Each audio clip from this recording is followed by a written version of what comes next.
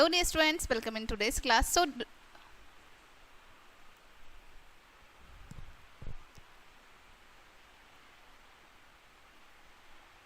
Hello dear students, welcome in today's class. So dear students, today we will start our new chapter. This is your chapter number 6 and the name of the chapter is the pronoun. Basically इस chapter में हम pronoun को discuss करने वाले हैं. Okay, let's start. A pronoun is a word used in place of a noun. For example, देखो अब आपको यहाँ पर बताए हैं pronoun हमारे वो word होते हैं जो noun के place पर use होते हैं. Basically noun की जगह पर use किए जाते हैं. ठीक है, एग्जाम्पल आपको दिए हैं, मनु इज माई फ्रेंड. ठीक है, यहाँ पर मनु हमारा क्या है, नाउन है. अब मनु की जगह हमने क्या यूज किया है, ही लिव्स इन देहरादून, वो देहरादून में रहता है. ठीक है, तो ही हमने यूज किया है, तो मनु की जगह पर हमने ही यूज किया है. ही यहाँ पर हमारा क्या है, प्रोनाउन है. Okay, Mansi is a doctor, Mansi की जगह पर हमने यहाँ पर शी यूज किया. She has her clinic in the market. ठीक है, तो शी यहाँ पर हमारा प्रोनाउन है. Rishi did this task himself. The snake bite itself. This is my house. Call the customer who has come to see me. Either of the two boys has done this. Rachna and Raj helped each other. ठीक है, अब यहाँ पर आपको explanation दिया है in sentences का. In the first example above, जो फर्स्ट एग्जाम्पल अभी हमने रीड किया है, he has been used for Manu. ठीक है, मनु के लिए यूज हुआ है he, right? Similarly in other examples में भी इसी तरीके से she has been used for Mansi, she Mansi के लिए यूज किया गया है. himself has been used for Rishi, himself use किया गया है ऋषि के लिए. itself for the snake, itself snake के लिए यूज हुआ है. this for the house, this house के लिए यूज हुआ है. who for the customer, who customer के लिए यूज किया गया है. either for the boys and each other for the Rachna and Raj, either boys के लिए और each other रचना और राज के लिए. ठीक है, so he, she, himself, itself, this, who, either and each other are pronouns. तो ये सारे हमारे क्या है यहाँ पर pronouns हैं. ओके, नेक्स्ट आपको दिया है kinds of pronouns. Okay, pronouns के कितने काइंड्स होते हैं वो डिस्कस कर लेते हैं. There are 7 kinds of pronouns. ठीक है, कितने काइंड्स होते हैं प्रोनाउंस के, 7 काइंड्स होते हैं. फर्स्ट होता है personal pronouns. Read the following sentence carefully. ठीक है, सबसे पहले होते हैं पर्सनल प्रोनाउंस. पर्सनल प्रोनाउंस को डिस्कस करते हैं. First, I go to market. You are a player. He is a teacher. She is a doctor. It is a chair. We are reading magazines. They are playing hockey. ठीक है, in the sentences, ये जो sentences just हमने read किए हैं, इन सभी sentences में I, you, he, she, it, we and they are called personal pronouns. इन सभी को हम पर्सनल प्रोनाउंस कहते हैं as they stand for the following 3 pronouns, क्योंकि ये इन 3 प्रोनाउंस के लिए स्टैंड कर रहे हैं. कौन कौन सी 3 प्रोनाउंस के लिए? फर्स्ट है द पर्सन स्पीकिंग, जो पर्सन स्पीक कर रहा है. ठीक है, सेकेंड है द पर्सन स्पोकन ऑफ, जिस पर्सन के बारे में बात की जा रही है. Third, the person spoken to, जिस पर्सन से बात की जा रही है. ठीक है, ये 3 पर्सन होते हैं, जो बात कर रहा है, जिसके बारे में बात की जा रही है और जिससे बात की जा रही है. ठीक है, the pronouns I and we which denotes the persons or persons speaking are said to be personal pronouns of the first person.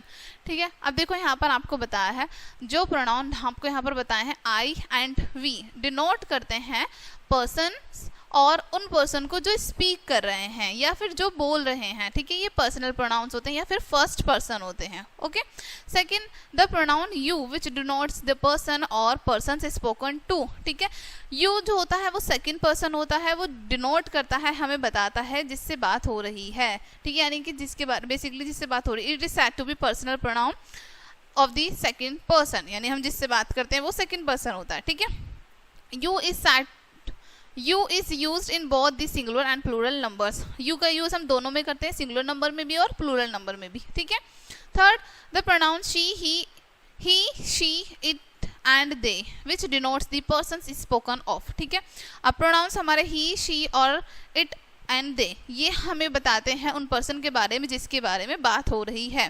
They are said to be personal pronouns of the third person. इनको हम personal pronoun third person का कहते हैं, ये third person की category में आते हैं. ठीक है.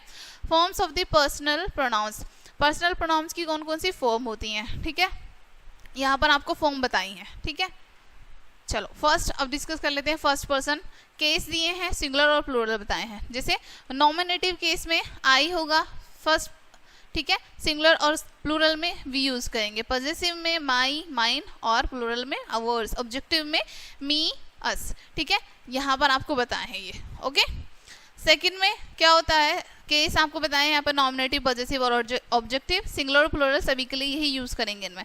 थर्ड पर्सन में आपको बताए हैं मैस्कुलिन, फेमिनाइन, न्यूटर और ऑल जेंडर्स के लिए हम क्या क्या यूज करेंगे. ठीक है, ही यूज करेंगे हम मैस्कुलिन के लिए, फेमिनाइन के लिए शी, न्यूट्रल के लिए इट और ऑल जेंडर्स के लिए हम दे यूज करेंगे. पॉजेसिव में हिज और फेमिनाइन में हर, हर्स, न्यूट्रल में इट्स, देयर, ऑल जेंडर्स में. ठीक है, मैस्कुलिन में हिम, फेमिनाइन में जब ऑब्जेक्टिव में यूज करेंगे. ठीक है, ऑब्जेक्टिव में हिम और फेमिनाइन में हर. ओके, ऑल जेंडर्स में हम दैम यूज करेंगे. Okay. The pronouns which are used for the persons are called personal pronouns. जो प्रोनाउंस का यूज हम पर्सन्स के लिए करते हैं बेसिकली उनको हम कहते हैं पर्सनल प्रोनाउंस. ठीक है. Second is reflexive and emphatic pronouns. ठीक है, second topic is reflexive and emphatic pronouns. Read the following sentences carefully. Sentences दिए हैं, इनको केयरफुली रीड करना है. Okay. First is I typed it myself. I myself built my tools. The dog hurt itself. You yourself can best do it. You will write it yourself. They themselves went there. We often talk to ourselves. She herself thinks so. ठीक है, अब यहाँ पर आपको कुछ colourful words दिए हैं. Right, इनको रीड करते हैं. इन सेंटेंसेस ग्रुप अंडर ए, यानी कि जो सेंटेंसेस ग्रुप अंडर ए में आ रहे हैं बेसिकली. ठीक है, ये हमारा ग्रुप ए है. इसमें जो भी सेंटेंसेस आ रहे हैं जिसमें जैसे myself, itself, yourself, ourself are reflexive pronouns. Because ये सभी हमारे रिफ्लेक्सिव प्रोनाउंस हैं. क्यों? They have not come just after the subject, क्योंकि जस्ट सब्जेक्ट के बाद नहीं आ रहे. ठीक है, सब्जेक्ट के तुरंत बाद नहीं आ रहे हैं ये. But they behave like object to the verb. लेकिन ये वर्ब की ऑब्जेक्ट की तरह वर्क कर रहे हैं. लेकिन ठीक है, in sentences grouped under B. जो सेंटेंसेस ग्रुप बी के अंडर आ रहे हैं basically the pronouns myself, yourself, themself, herself. ठीक है, आर यूज्ड विद नाउन और pronouns for this sake of emphasises. ठीक है, अब इनका यूज हम कर रहे हैं नाउन और प्रोनाउन के लिए. ठीक है, बेसिकली एम्फेसाइज करने के लिए उसको. They are therefore called emphatic pronouns. इसलिए इनको हम emphatic pronouns कहते हैं. ठीक है. Number third is indefinite pronouns. Read the following sentences carefully. One hardly knows what to do. Second, some are born great. Third, do good to others. Somebody has stolen my pen. ठीक है, अब यहाँ पर आपको explain किया है. In the above sentences, pronouns one, some, others and somebody refer to persons or things in a general way but do not refer to any particular person or things. Such pronouns are called indefinite pronouns. ठीक है, अब ये above sentences में जो आपको बताए हैं one, some, others, somebody, ये रेफर करते हैं पर्सन या थिंग को. बेसिकली पर्सन और थिंग को रेफर कर रहे हैं ये इन सेंटेंसेस में जनरल वे में. But do not refer any particular person. लेकिन किसी पर्टिकुलर थिंग को, पर्टिकुलर पर्सन को रेफर नहीं कर रहे हैं. ठीक है, जनरल वे में रेफर कर रहे हैं, केवल जनरल वे में बता रहे हैं. और इस तरह के नाउंस को हम कहते हैं इंडेफिनिट प्रोनाउंस. ठीक है, इस तरह के प्रोनाउंस को हम इंडेफिनिट प्रोनाउंस कहते हैं. When the pronouns refer to persons और things in a general way but do not refer particularly, they are indefinite pronouns. जब हमारे प्रोनाउंस जनरल वे में थिंग्स को या पर्सन्स को रेफर करते हैं, बताते हैं, तो वो हमारे इंडेफिनिट प्रोनाउंस होते हैं. ठीक है. Next number 4, distributive pronouns. Distributive pronouns में क्या होता है? Read the following sentences carefully. Sentences को केयरफुली रीड करना है. Either of you can work, each of the girls gets the prize, neither of the answer is true. ठीक है, In the above sentences, the pronouns either, each, neither refer to a number of persons or things one at time. देखो अब इन sentences में ये जो words हैं आपको दिख रहे हैं कलरफुल वर्ड्स, ये क्या कर रहे हैं, नंबर बता रहे हैं हमें, पर्सन या फिर थिंग्स के नंबर बता रहे हैं, ठीक है, किसी एक पर्सन की बात हो रही है या फिर किसी एक थिंग की बात हो रही है एक टाइम पर. Such pronouns are called distributive pronouns. इस तरह के pronouns को हम distributive pronouns कहते हैं because ये distribute कर रहे हैं, ठीक है, एक बार में एक person की एक thing की बात हो रही है. Distributive pronouns refer to persons or things considered individually, not collectively at a time. Distributive pronouns refer करते हैं persons को और things को जो हमने consider की है basically individually, collectively नहीं की है, एक time पे एक की बात की है, ठीक है. Next number 5 is demonstrative pronouns. Read the following sentences carefully. Carefully read करते हैं इनको. These are merely examples. That is the Qutub Minar. This is my shop. Those are your shoes. I may have offended, but such was not my intention. ठीक है. In these sentences, these, that, this, those, such are indicating the object's example. ठीक है. ये सभी indicate कर रहे हैं object को basically. जैसे examples Qutub Minar, shop, shoe and intention. ठीक है. So these are demonstrative pronouns. इसलिए ये demonstrative pronouns है हमारे. The pronouns which are used to point out the object, जो pronouns basically point out करता है object को, are called demonstrative pronouns. उनको हम demonstrative pronouns कहते हैं. Examine the following sentences. Examine करते हैं इनको. This shop is mine. These kittens are mine. That bottle is yours. Those bags are hers. In the above sentences, we see that this, these, that, those work as adjective. Adjective की तरह work कर रहे हैं this, that, these, those. ठीक है. Not as pronouns when they are used before nouns. Pronoun की तरह work नहीं कर रहे हैं जब ये noun से पहले आ रहे हैं तो. ठीक है. Pronoun की तरह work नहीं कर रहे हैं क्योंकि noun से पहले आ रहे हैं तो adjective की तरह work कर रहे हैं. Okay, number 6 is relative pronouns. I know the lady, she teaches you. This is the boy, his nature is good. I have found the book. I lost the book. This is the girl, the teacher praised her. This is the cap, I gave you it. Let us now combine each of the above pairs in one sentence thus. ठीक है, आप देखो यहाँ पर एक ही line में हमें 2 sentences दिए हैं. अब इनको पेयर को कंबाइन करना है हमें. I know the lady who teach you. ठीक है. That is the boy whose nature is good. I found the book which I lost. This is the girl whom the teacher praised. This is the cap that I gave you. ठीक है.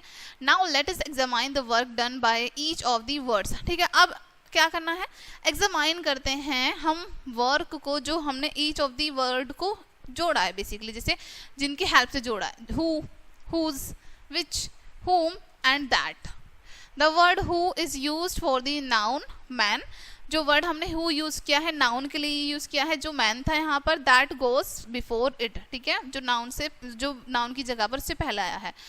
It therefore does the work of a pronoun. इसलिए यहाँ पर ये किस तरीके से work कर रहा है, pronoun की तरह. It joins 2 sentences. इसने 2 sentences को join किया है. It therefore does the work of a conjunction. और इसलिए अब यहाँ पर ये conjunction की तरह work कर रहा है. ठीक है.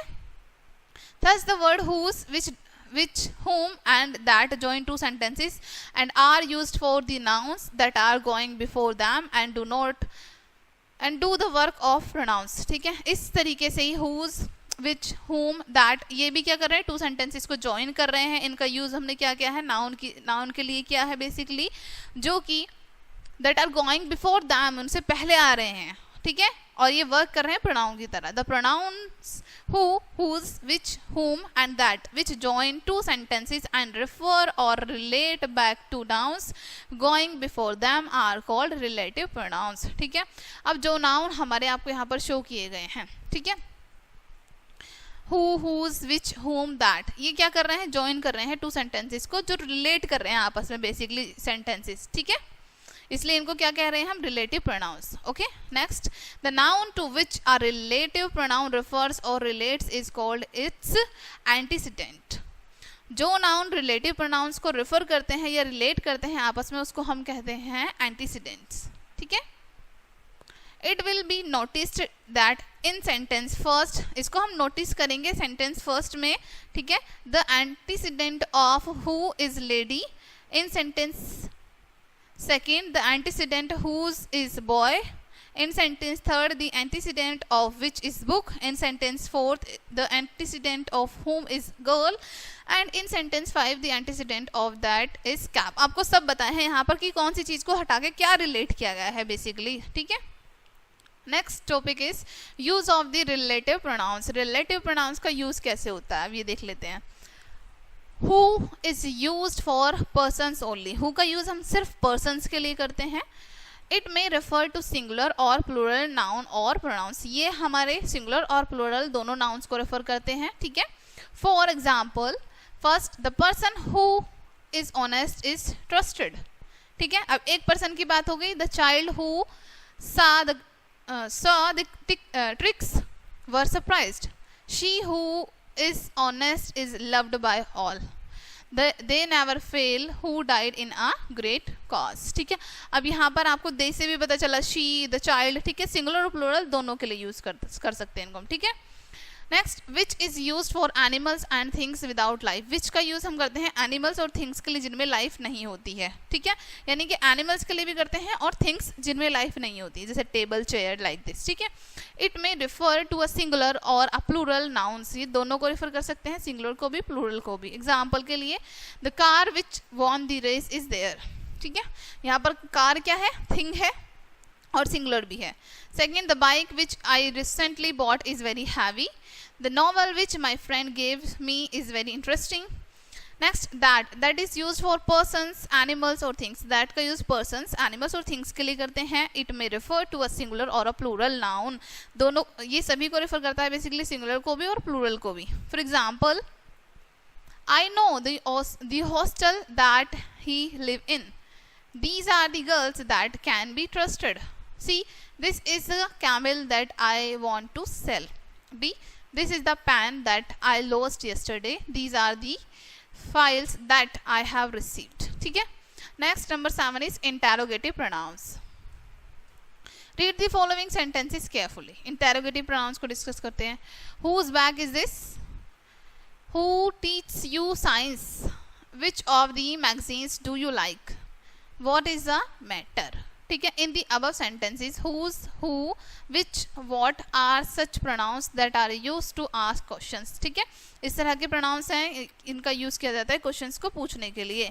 So these are interrogative pronouns. तो इसलिए ये क्या है, हमारे interrogative pronouns हैं. Pronouns used for asking questions are called interrogative pronouns. ठीक है.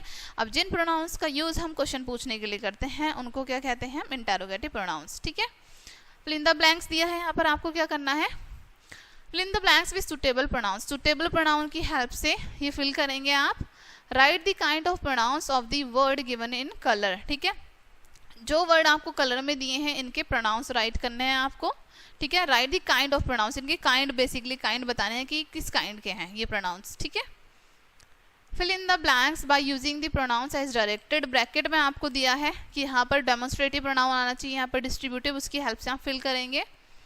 Fill in the blanks by using one of pronouns given in the bracket that suits best. ठीक है.